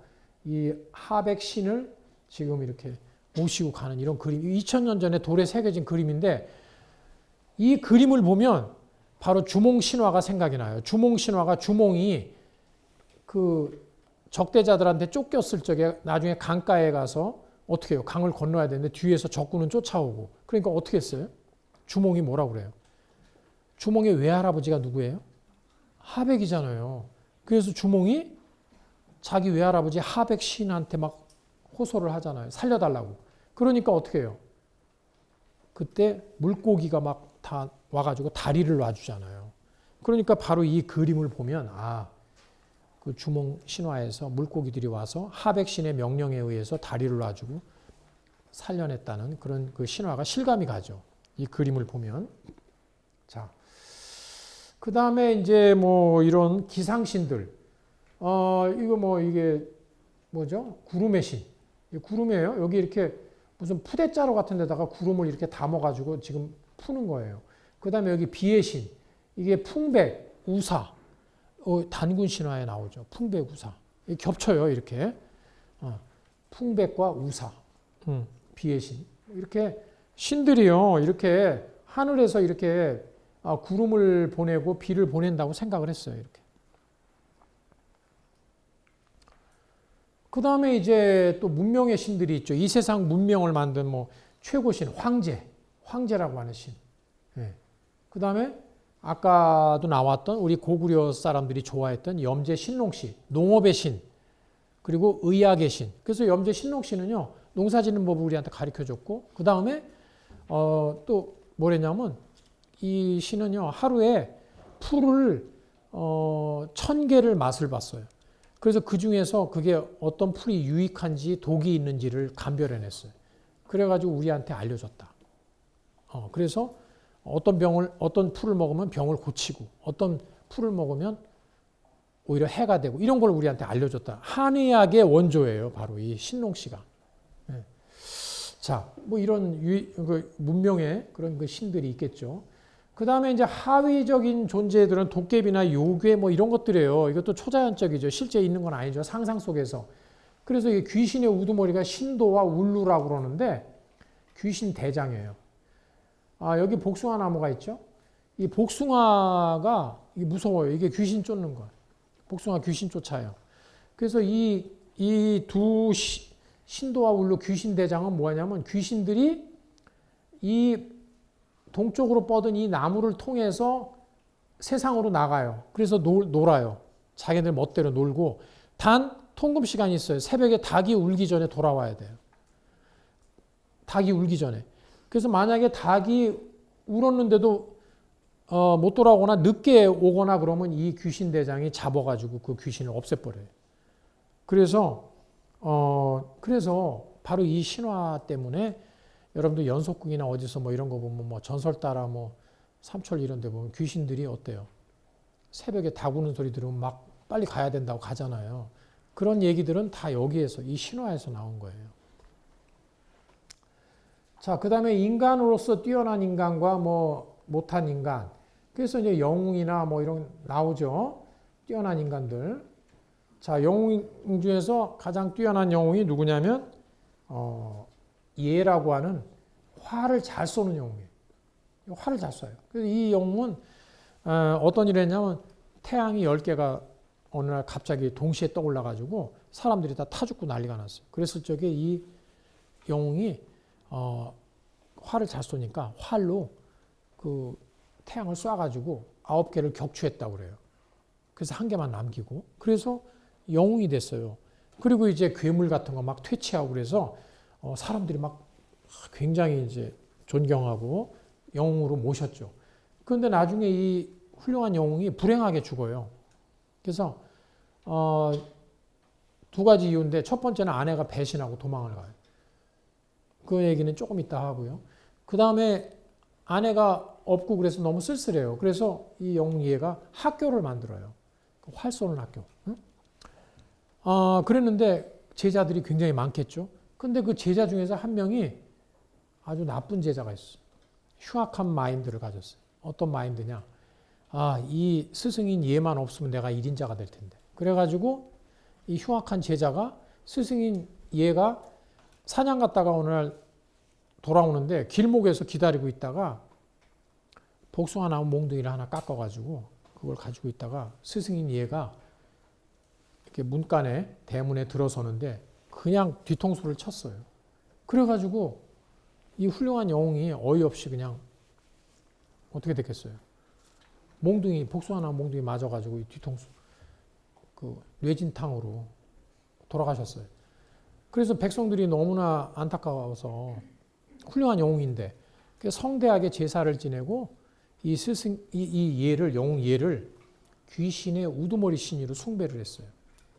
옛날에 훌륭한 사람이 죽으면 신이 되잖아요. 그래서 이 영예도 죽어서 신이 됐어요. 귀신의 우두머리 신이 됐어요. 무서울 게 없어요. 그러니까. 그런데 딱 하나 무서워하는 게 있어요. 뭘 무서워하겠어요? 그렇죠. 복숭아를. 왜요? 갑자기 확 맞아서 죽으면 어떻게 돼요? 거기에 대한 충격, 트라우마가 있겠죠. 그러니까 막 이 귀신의 우두머리까지 됐지만 복숭아에 대한 그 충격, 트라우마가 그 정신적 외상이 너무 커가지고 복숭아만 보면 경기를 해요. 그래서 어떻게 하죠? 아는 분, 여기서 우리나라에 중요한 민속이 하나 생겼어요. 뭐예요? 잘하네요. 그것도 맞았어요. 무당들이 귀신 들린 사람 쫓는다고 할 적에 뭘로 때려요? 복숭아나무 가지로 때려요. 근데 그거보다도 더 우리 아주 그 일상적인 우리의 그 풍속이 있어요. 뭐예요? 맞아요. 제사상에 복숭아를 안 놔요. 모든 과일은 다 놓지만 바나나 너무 제가 좀 강하게 발음했어요. 바나나, 파인애플 다 놔요. 수입 과일도 놔도 돼요. 그렇죠? 근데 복숭아는 안 돼요. 복숭아 넣으면 어떻게 돼요? 귀신의 우두머리도 그걸로 맞아가지고 좀 트라우마가 있는데 조상 귀신님들 말할 나위 없어요. 조상님들이 못 오신다니까요. 그거 놓으면 조상님들이 못 와요. 귀신들이 제일 무서워하는 게 복숭아예요. 그래서 제사상에 복숭아 안 넣는 거예요. 근데 이런 이유를 몰라요. 왜? 동양 신화를 다 까먹어서. 동양 신화를 다 잃어버렸어, 우리가. 그래서 할머니들도 몰라요, 다. 할아버지 다 몰라요. 제사상에 왜 복숭아 안 넣는지. 물어볼 수 있어요. 여러분들 혹시 할머니한테 물어보신 적 있어요? 할머니 왜 복숭아는 왜 안 돼요? 물어보면 할머니가 뭐라고 했어요? 털이 많아서 그렇다. 뭐 이러시는 할머니도 있고요. 엉뚱한 얘기 하세요, 막. 근데 지어내서. 근데 엄연히 신화가 있어요. 모든 민속이나 이런 그 풍속에는 근원적인 어떤 신화라든가 이런 유래가 있는 거예요. 역사적인 유래라든가 이런 신화가 있어요. 그래서 바로 제사상에 복숭아 안 넣는 것은 바로 영예가 이렇게 억울하게 죽은 그런 그 신화가 있단 말이죠. 자, 그 다음에 이제 그러니까 여러분들이 이제는 아신 거죠. 제사상에 왜 복숭아 안 넣는지. 예. 그 다음에 이제 뭐 또 옛날에 어떤 훌륭한 어머니들, 그래서 그 민족의 시조 있죠. 우리 민족의 뭐 시조 할머니, 고말머니죠, 고말머니. 그렇죠. 뭐 그런 있어요. 그래서 그 당시에 뭐 어떤 그 간적이라고 하는 어떤 그 여자는 그 은나라 그 민족의 시조예요. 중국에 은나라라는 나라 있었죠. 그래서 이 시조 할머니가 처녀 쪽에 자매들하고 이렇게 놀다가 보니까 갑자기 어디서 아주 멋있는 새가 날아오더니 알을 떨어뜨렸어요. 근데 너무 탐스러워요. 그래서 입에다가 살짝 넣었더니 알이 싹 미끄러져가지고 쑥 들어가 버렸어요. 그러더니 갑자기 배가 불러와요. 신화죠, 신화. 그러니까 이제 그래서 졸지에 임신을 해가지고요. 그래서 아이를 낳는데 얘가 굉장히 똑똑해요. 이렇게 이상하게 좀 태어난 애들은요 옛날에 다 영웅이 돼요. 그래가지고 결국 그 은나라 민족의 시조가 됐다. 이런 시조 그 어머니. 그래서 그런 이제 신화가 생기게 되고요. 이것은 사실 뭘 의미하냐면 옛날에 모계 사회, 옛날에는 어머니 중심으로 다 살았어요. 할머니, 또 큰 할머니 중심으로 다 살았던 그런 그 시대를 반영하는 거죠. 이런 그 신화는. 자, 그 다음에는 또 약간 좀 뭐라고 할까 정상적이지 않은 어떤 인간들을 조금 이제 신화에서 또 많이 얘기를 해요. 하위적인 인간이나 약간 표현이 조금 어색하긴 한데 어쨌든 그 중에는 이방인, 뭐 괴상한 사람, 뭐 이런 거지. 자, 이방인 하면 뭐 대인국, 이거 걸리버 여행기가요. 벌써 중국에 2000년 전에 그런 아이디어가 벌써 나와 있어요. 이 산해경이라는 책에 걸리버 여행기 있죠. 예. 대인국, 소인국 다 있어요. 이거 지금 대인국 사람이에요. 이런 게 있고요. 그리고 지금 여기 옆에는 소인국 사람도 보이죠? 난장이. 얘네들. 이렇게 생겼어요. 그림까지 다 있어요. 자, 그 다음에 또 괴상한 사람들, 뭐 이상한 사람들이 있어요. 그 착취라고 그래서 이빨이 이렇게 이가 그 끌처럼 생겨, 도끼날처럼 막 이렇게 생긴 그런 종족도 있고, 뭐 이상한 종족들. 그 다음에 뭐 사물에 대해서 이렇게 다양하게. 예. 삼조고도 그 중에 하나 돼요. 세 발 달린 까마귀가 태양 속에 있다. 태양 속에는 세 발 달린 까마귀가 있어서 태양이 움직여요. 그래서 뭐 이런 거. 동양에서는 그렇게 생각을 했죠. 그 다음에 뭐 아주 신령스러운 짐승들, 뭐 이렇게 해서, 이런 그 이상한 짐승. 사람 머리 9개 달린 이런 이상한 짐승이 신성한 산을 지키고 있어요. 곤륜산이라고 하는 신성한 산을 지킨다. 뭐 이런 거. 계명수라고 그래요. 그 다음에 또 뭐 굉장히 엄청난 구렁이. 아나콘다보다 더 커요. 코끼리가 요만해요, 지금 여기. 코끼리를 삼키는 구렁이에 대한 이런 이야기. 그 다음에 여기 또 보면 뱀인데 사람 머리가 9개 달려 있어요. 뭐 이런 거, 괴물들, 이런 거에 대한. 자, 그 다음에 이제 공간에 대한 상상, 하늘, 땅, 물이겠죠. 그래서 여기도 이제 여러 가지가 있어요. 그래서 천상 세계에서 이제 거기 뭐 달나라. 아까 그 이제 그 훌륭한 영웅 얘가 아내가 배신해서 도망갔다고 그랬잖아요. 그 왜 도망갔냐면 그 훌륭한 그 얘의 아내가 이름이 항아라고 그래요. 근데 항아는 엄청난 미인이에요. 그러니까 여러분 그 서양에만 비너스 그 예쁜 미인이 있는 걸로 생각하시지만 동양에도 미인, 최고 미인이 있어요. 그게 누구냐면 바로 항아예요. 항아. 그래서 이 항아가 아까 훌륭한 영웅 얘의 아내였는데 어느 날 훌륭한 영웅 얘가 불사약을 얻어가지고 왔어요. 그래서 그 약을 자기 아내하고 같이 먹으려고 아내한테 맡겼어요. 그런데 맡겼는데 이 항아가 아내가 욕심이 나가지고 혼자 다 먹었어요. 그리고서는 하늘로 올라가려고. 그래서 올라가다가 보니까 하늘로 막 올라가다 보니까 신들이 안 좋아할 것 같아요. 자기가 혼자 다 훔쳐먹고 와서 남편 몰래. 그래서 달나라로 가요. 달. 그래서 달의 여신이 됐다는 거죠. 항아가 달의 여신이에요. 최고 미인이고요. 그래서 이 항아는 지금 여기 보면요. 지금 보세요. 항아 이게 어디냐면 달이잖아요. 여기 달나라예요. 여기.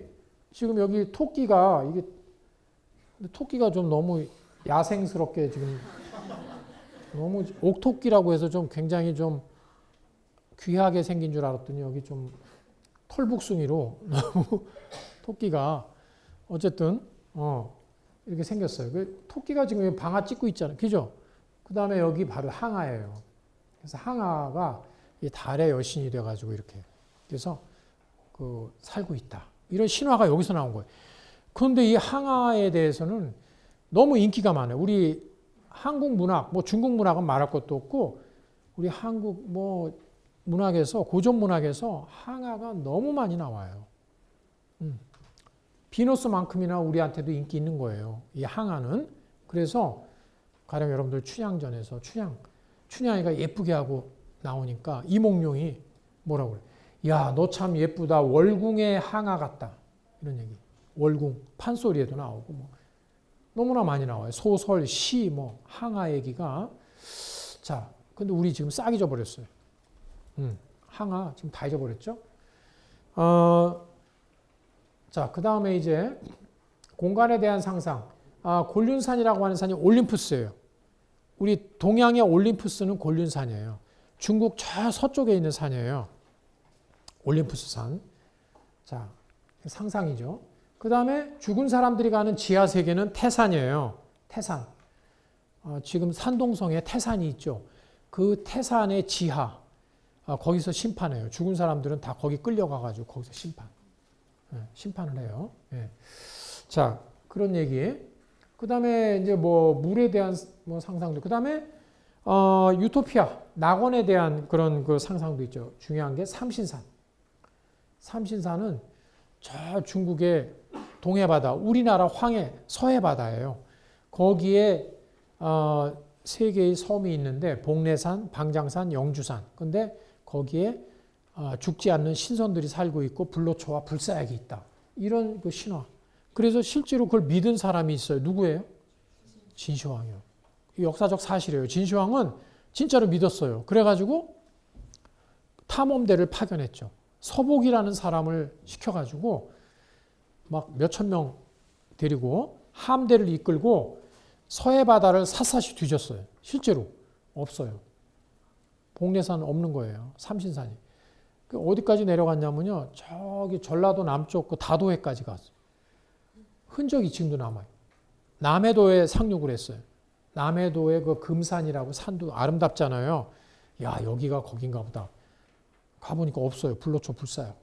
그래서 거기다가 글자만 새기고 왔어요. 서복이 여기 왔다. 새기고. 그 다음에 부산 앞바다의 영도. 영도가 옛날에 굉장히 아름다웠나 봐요. 영도섬. 그 영도섬까지 갔는데 없어. 그래서 그 다음에, 그래서 지금 영도에는요, 그 흔적이 남아있어요. 영도에 복례산이라는 산이 있고, 영주동이라는 동네가 있고, 뭐 청학산, 뭐 이런 지명들이 남아있어요.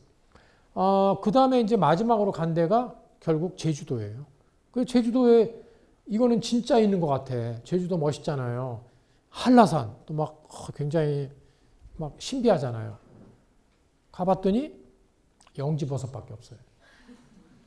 영지버섯. 불로초는 아니잖아요. 그렇죠? 그래서 이제 실망하고, 이제 서쪽으로 우리 본국으로 돌아가야 되겠다. 서쪽으로 돌아가야 되겠다. 그래서 서귀포, 그 항구에서 우리 이제 서쪽으로 돌아간다. 그래서 서귀포가 이제 생겨났고요. 거기다가도 글자를 새겼어요. 서복이 여기 왔다. 글자 새기고. 그리고 그 다음에 뭐 행방불명이에요. 그 다음에는 종족이 일본이로 갔다는 그런 설도 있어요. 일본에 갔다. 일본으로 갔다. 뭐 그런 설도 있는데 어쨌든 자, 그 이제 신화를요. 실제로 이렇게 믿어버리면 정말 이제 그런 일이 일어날 수도 있어요. 그 다음에 또 서쪽에 곤륜산 그 유토피아가 있다고 그랬잖아요. 곤륜산이라는 그 올림푸스산이에요. 신들의 낙원. 그래서 또 서쪽으로 가고 싶어한 임금님이 있어요. 누구냐? 바로 우리 고조선 그 침략했던 한무제.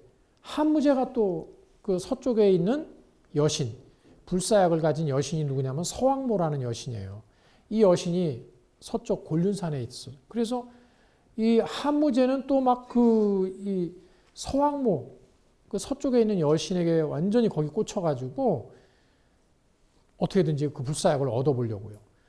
그래서 이제 서쪽에 대해서 사람들이 관심을 갖고 하면서 결국 실크로드, 서쪽으로 가는 그 길을, 물론 이제 그것 때문에 뭐 꼭 그 신화를 믿고 뭐 개척을 했다 그렇게 얘기는 할 수 없지만 어쨌든 서쪽에 대한 관심이 결국은 실크로드를 또 그 개통하는 데 있어서의 또 하나의 그 요인이 됐다. 이렇게도 봐요. 그러니까 상상력이라고 하는 것이 현실에도 정말로 영향을 미칠 수도 있다. 콜럼버스라든가 뭐 마젤란이라든가 그 유명한 그 지리상 발견한 그런 그 탐험가들도 서양의 중세 시대 때의 그런 박물지, 막 세계 여행기, 산해경 비슷한 책들이에요. 어디 가면 막 이상한 나라가 있고 어디 가니까 황금의 막 나라, 지팡구가 있다. 지팡구가 지금 재팬, 일본이에요. 카세이, 뭐 이런 나라들, 지금의 차이나 중국이죠. 그게 다 중세의 막 그 황당한 그런 여행기예요. 신화적인 책들이에요. 콜럼버스 이런 사람들이 그거 읽고 막 감동받아가지고 열심히 저 황금의 나라 가보자 해가지고 또 뭐 그런 그 상상력들이 실제적으로 사람들에게 어떤 그 자극을 주고 촉발을 하는 그런 점도 있단 말이죠. 자, 그 다음에 이제 또 자, 이방인들에 대한 신화 한번 좀 보시죠. 여기서 조금 이제 자세히 한번 살펴볼 거예요. 자, 산해경이라는 책을 보면 이방인들에 대한 얘기가 많이 나와요. 이 중국 대륙의 중심에 사는 사람들, 이거 문명인이고 주변부에 이상한 사람들이 살고 있다. 이거는 모든 사람들이 다 그래요. 똑같아. 서양 사람도 마찬가지고 내가 사는 곳이 중심이에요. 그렇죠. 인간은 자기가 사는 곳을 항상 이 세계의 중심으로 생각하는 경향이 있어요. 그래서 이 서양 사람도 마찬가지예요. 유럽 중심주의가 다 거기서 나오고 그다음에 중국 사람들 중국 중심주의, 중화주의라고 그러죠. 그것도 여기서 다 나오는 그런 생각에서 나와요. 우리 한국은 또 마찬가지예요. 우리 한국이 또 중심이다. 또 이런 생각을 또 할 수도 있죠. 자, 그렇게 보면 주변부에 사는 사람, 자기보다 거리가 멀어지면 조금 이상하게 보여요. 다 변형되죠. 이렇게. 자, 그래서 이 산해경이라는 책을 보면 이 중국 대륙의 저 바깥에 사는 사람들에 대한 그 이야기가 나와요. 그걸 보면 지금 이 그림도요. 이게 뭐냐면 어디 갔더니 개머리 사람들이 살고 있어요. 그 개잖아요, 개. 근데 이 부족들은 그 아내가 전부 다 예뻐요. 다 미인이에요. 그리고 너무나 막 아주 성실해요. 이렇게 헌신적이에요. 지금도 맛있는 거 지금 바치고 있는 그림이에요. 그래서 이런 모습을 이렇게 어느 나라 이 견윤국이라는 나라인데 이게 개같이 생겨가지고 견윤국이에요. 그런데 이 나라를 가면 이렇게 강아지를 상전이로 모셔요. 이렇게 개를. 그래서 이렇게 모시고 예쁜 여자가 다 미인들이에요. 그래서 이렇게 모시고 있다. 그런 나라가 있다. 자, 이런 상상이 왜 가능했는지 한번 여러분들 생각해 보세요. 왜 이런 상상을 했을까? 생각해 보시고요. 자, 이제부터 이제 보시죠. 자, 또 어딘가를 갔더니 그 나라 사람들은 다 괴상해. 뭐냐? 가슴에 구멍이 뚫려져 있어. 하나씩. 가슴에 구멍이. 그래서 관용국이에요. 이 나라 이름이. 뚫을 관, 가슴 흉. 가슴이 뚫린 나라. 그런 사람들이 사는 나라예요. 그래서 그 왜 그랬을까? 이 나라 사람들의 그 조상이 슬픈 일을 당해가지고 그 가슴이 뚫려가지고 죽었어요. 그래가지고 그 DNA가 유전돼가지고요. 이 나라 사람 후손들이 전부 다 가슴에 구멍이 뚫린 채로 태어나. 관용국 사람들은 전부 다 이래요. 그런데 이 사람들이요, 그래도 굉장히 예의 바른 종족들이에요. 그래서 이 나라에서 이렇게 훌륭한 사람, 높은 사람이 뭔가 이렇게 밖에 행차를 나가면 아래 것들이 여기 가슴에다가 장대를 꿰어가지고 이렇게 가마를 태워서 간다. 이렇게 써 있어요, 거기. 써 있다니까요. 이건 내가 꾸민 일이 아니고요. 기록에 있어요. 자, 그 다음에 또 어디 갔더니요. 저 동쪽에 바닷가에를 갔더니 거기는 팔이 이렇게 긴 사람들이 있어요. 엄청 길어요. 부럽죠? 팔 이렇게 엄청. 장비국 사람들이에요. 장비국이라고 해서 팔이 엄청 길어. 이 사람들은 그냥 물고기 잡을 적에 서서 이렇게 잡아. 서서. 장비국 사람들. 자, 그 다음에는 그 옆에 가면요. 사실은 그거 뺐는데 그러나 이 사람들이 깊은 바다에는 못 들어가잖아요. 깊은 바다는 못 들어가요. 다리가 짧으니까 깊은 바다는. 근데 해결 방법이 있어요. 요 장비국 옆에 장고국이라는 나라가 있어요. 장고국. 장고국은 다리가 길어요. 이 사람들. 둘이 협동을 해. 공생. 그래서 장고국 사람이 그 다리 긴 장고국 사람이 이 팔이 긴 장비국 사람을 업고 바다로 가. 업고. 그러면 깊은 바다까지 들어갈 수 있어요. 깊은 바다 들어가면 이 사람들이 팔이 길어서 거기서 고기 잡아요. 둘이 협동. 이런 이야기들이 실려 있어요. 공생을 한다. 그 다음에 어디를 갔더니 또, 이 사람들은요, 귀가 엄청 커요. 지금 이 그림은 좀 축소한 거예요. 귀가 막 이렇게 너무 커가지고요. 어떤 그림을 봤더니 또 다른 버전을 보면요. 귀가 너무 여기까지. 그래서 손 위로 받치고 다녀. 너무 무거워. 귀가. 그래가지고 이렇게 무거워. 불편할 것 같죠. 이 사람들 힘들고. 그렇지만 나름 또 쓸모가 있어요. 이 사람들은 밤에 잘 때 한쪽 귀는 요로 깔고 한쪽 귀는 이렇게 이불로 덮고 잔다. 이렇게 써 있어요. 서비국 사람들. 그러니까 이런 상상, 그 사람들이 했다는 거죠. 그 다음에 여러분들, 이 신화적인 마인드는 되게 좀 비슷한 것 같아요. 그리스 로마 신화에도 이런 이방인들에 대한 그 신화들이 있어요.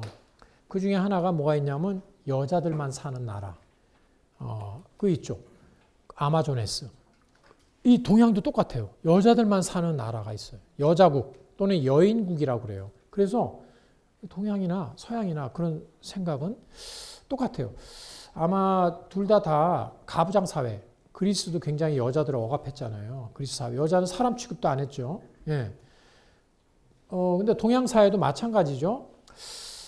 물론 신화 시대는 아니겠죠. 조금 나중에 시대겠죠. 근데 어쨌든 그런 시대에서는 여자들이 너무나 억압받고 살기 어려우니까 어떤 뭔가 일탈하고 싶은 욕망, 이런 것들이 이런 신화로 나타나지 않았을까.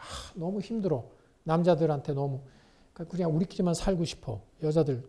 그래서 아마 뭐 이런 상상이 가능하지 않았을까. 뭐 이렇게 한번 소박하게 우리가 생각해 볼 수도 있는데요. 자, 어쨌든 이 여자들만 사는 나라예요. 근데 이 그리스 로마 신화에서도 아까 아마조네스 있다고 그랬죠. 비교해 보면 재밌어요. 역시 동서양의 생각의 차이, 관념의 차이가 나타나요. 자, 아까 그 반인반수 비교한 것처럼 아마조네스는요 굉장히 호전적이에요. 아마조네스 그 여자들 그리스 로마 신화. 그래서 아마조네스는요 그 아마조네스라는 이름도 왜 어떻게 해서 나왔냐면 그 아마조네스 여자는 활을 쏴요. 굉장히 호전적이고 활 쏘는데 젖가슴이 방해가 돼요. 잘라버려. 그래서 아마존. 아가 이 그리스어로 아마 접두사로 없다는 그런 뜻이죠. 예. 예. 그리고 마존이 가슴이 없는 여자들. 그래서 아마존. 그게 이제 복수형이 아마조네스예요. 그래서 이 굉장히 호전적인 가슴을 잘라버릴 정도로 활 쏘는데 방해된다고. 자, 그러면 이 어떻게 여자들만의 나라를 유지시킬까? 그 궁금하죠. 아마조네스 여자들은요 밖에 나가서 이제 내가 아이가 필요하다. 그럼 밖에 나가서 남자를 사귀어요. 그래서 임신해가지고 아이를 낳잖아요. 아이를 낳는데 뭐 그거 성별을 조절할 수는 없잖아요. 그러니까 남자도 낳을 수 있고 여자애도 낳을 수 있잖아요. 그러면 어떻게 하냐? 남자애를 낳았다. 바로 죽여요. 그리고 여자애만 길러. 아마조네스. 그러면 여기 동양의 여자국에서는 어떻게 그럼 유지할까? 이 여자들은요, 아이를 낳고 싶으면 밖에 나가서 남자 안 사귀어요. 여기 그 여자국에 연못이 있어요. 황지라고 하는 연못인데 이 연못에 가서 목욕을 하면 임신을 해요. 자연스럽게 단성생식. 그렇죠? 단성생식이죠. 그래가지고 임신을 해요. 그래가지고 그러니까 물이 갖는 어떤 그런 신화적인 그 풍요와 다산, 어떤 생식의 그런 의미가 있어요. 물이 갖는 건 생명. 그렇죠? 지금도 그러니까 우주선 가면 맨날 그 물 찾는 게 목적이잖아요. 사람 사는 곳 보려면 생물이 있으려면 우선 물이 있느냐 없느냐가 관건이잖아요. 신화적인 그 이 상상력으로 특히 물이 갖는 어떤 그러한 그 생명력. 그래서 이 황지라는 특별한 그 연못에 가서 목욕을 하거나 또 여기에 오래된 우물이 있어요. 이 나라에. 그 우물에 달이 비칠 적에 그 우물을 쳐다보면 임신을 해요. 아주 신비한 방법으로 임신을 해요. 그래가지고 아이를 낳아요. 아이를 낳는데 역시 남자아이 낳을 수 있고 여자아이도 낳을 수 있잖아요. 그렇죠? 어떻게 할까요? 여러분들 죽일까? 아마조네스처럼. 안 죽여요. 여기서는 그냥 냅둬요. 냅두면 3년만 되면 남자아이는 지가 알아서 죽어줘요. 알아서 죽어줘요. 풍토가 안 맞아. 여기는 여자들만 사는 땅이야. 풍토가 안 맞아. 뭐 이렇게 이제 말하자면 설정을 한 거예요. 그러니까 이 관념의 차이, 그렇죠? 세계관의 차이 이런 것들이 있죠. 그렇죠? 그래서 하여튼 이 여자국이라는 나라 정말 말하자면 그 여자들만이 살게 돼 있는 그런 나라인 셈이죠. 그러니까 자연이 그렇게 만든 거죠. 인간이 인위적으로 이렇게 조성한 것이 아니고. 자, 어쨌든 이런 나라들이 이방에 이런 나라들이 많이 존재하고 있다. 그 다음에 아까도 나왔지만 인어들의 나라. 이게 바로 그 저인국이에요. 인어들의 나라. 인어는 저인이라고 불렀거든요. 그래서 이렇게 인어들의 나라가 있죠. 자, 이런 것을 뭐라고 그러냐. 이게 이제 상상지리학이죠. 자, 지리적으로 먼 곳에 있으면 뭔가 이제 변형시키는 거죠. 편견이 들어가죠. 자기를 중심으로 볼 적에. 그래서 상상지리학에 의해서 이렇게 이상한 인종들을 만들어낸다. 이렇게 보고요. 물론 여기에는 자신을 중심으로 생각하고 자신을 표준으로 생각하는 약간의 그런 종족주의적인 그런 우월주의 이런 것들이 담겨 있긴 하죠. 그럼에도 불구하고 이 타자들에 대한 인식을 보면 그렇게 적대적이지는 않아요. 그리고 이 타자들 자체도 적대적이거나 그렇게 위협적으로 그려져 있지는 않아요. 자, 이것은 그 서양에 있어서의 이 타자들에 대한 이야기들과 비교해 볼 적에 굉장히 차이가 있어요. 서양에서는 일반적으로 타자는 나, 인간 주체 또는 그 유럽인으로서의 주체를 위협하는. 그러니까 주체를 강조하게 되면 어떻게 되죠? 결국 타자는 나를 위협하는 어떤 적대적인 존재로 인식돼요. 나의 주체, 인간으로서의 나의 주체, 이것을 강조하다 보면 타자에 대해서는 관용이 없어요. 그렇지 않겠어요? 타자는 전부 다 나의 주체를 어떻게 위협하는 이런 존재로 인식된단 말이죠. 그러니까 이 서양의 이쪽 그 이야기에서도 보면요. 그리스 로마 신화에서 가령 외눈박이 거인, 키클롭스, 사이클롭스, 동양에도 있어요. 아까 빼놨는데 여기에도 똑같이 외눈박이가 있어요. 그런데 여기 외눈박이는 굉장히 유순하고 얌전해요. 그런데 그리스 로마 신화에서 외눈박이, 사이클롭스 어때요? 오디세우스 일행들 갖다가 다 잡아먹죠. 전부 다 산채로 막 잡아먹고요. 그 나중에 오디세우스가 막 눈 찌르고서는 탈출하잖아요. 적대적이에요. 외계인, 에일리언 어때요? 다 우리 지구 사람 어떻게 할 것 같아요, 다. 그렇죠? 일단 외계인이라고 하면 그런 설정이에요. 선입관이 인간 우리 주체를 뭔가 위협하는 존재로 그려지기 마련이에요. 결국 이 주체를 강조하다 보면. 자, 근데 이 신화에서 보면요, 여러분들 이방인들 여기 보셨죠? 거기 아까 그 가슴에 구멍 뚫린 관윤국 사람, 그 다음에 또 귀가 엄청 커서 이렇게 들고 다니는 이런 사람들 보면요, 또 팔이 길어서 이렇게 물고기, 걔네들 우리 위협할 것 같아요? 어떻게 할 것 같아요? 걔네들 무서워요, 여러분들? 무서워서 야 저거 빨리 어떻게 때려 잡아야 되겠다 이런 생각 드세요? 안 드시죠. 예. 그래서 그 타자의 그 정체성, 그렇다고 해서 그 타자를 사이클롭스처럼 그냥 빨리 죽이고 내가 어떻게 탈출한다든가 에일리언 빨리 박멸해야 된다든가 이런 존재로서 그려진 게 아니에요. 이상하긴 해. 그러나 그 정체성을 이상한 대로 그 정체성을 인정하면서 이 같은 사회 동포로서 같은 이 지구촌의 어떤 일원으로서 같이 공존하는 이러한 그 경향이 강하다. 그래서 이런 생각은 앞으로 이른바 그 포스트 휴먼 시대, 포스트 휴먼이라는 시대가 뭡니까? 우리는 수많은 타자들하고 앞으로 만나야 돼요. 로버트 사이보그, 뭐 유전자 복제인간, 수많은 타자들과 만나면서 마치 스타워즈에서 뭐 보면 막 그 별 날아가 보면 막 별 이상하게 생긴 막 다 나오죠. 그렇죠? 그래서 그 헨솔로 그 선장이 막 데리고 다니는 그 누구죠? 츄바카처럼 별 이상한 타만 앞으로 수많은 타자들하고 우리가 만나고 그들과 같이 공존해야 되는 시대에